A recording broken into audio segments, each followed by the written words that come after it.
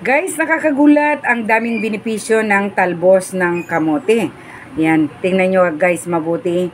Ito po ay nakakatulong sa mga may anemia o yung mga mabababa ang dugo. The best po ito. Pwede mo rin gawing ensilada lang yan. Lagyan ng kaunting kamatis, ganun din ng sibuyas at panimpla po, konting toyo o kaya ay bagoong, pwede na po yan. Maganda po ito sa may mga mataas ang kolesterol, mataas ang BP at ganun din po nagpakakatulong ito magpaganda ng ating kutis, ganun din sa ating mga buhok. At higit sa lahat, maganda rin po ito sa may mga diabetes.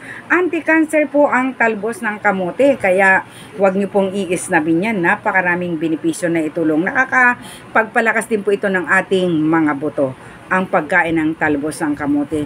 At mayaman din po ito sa iodine, kaya nakakatulong ito sa may mga goiter. Ayan, nakakatulong po siya. God bless!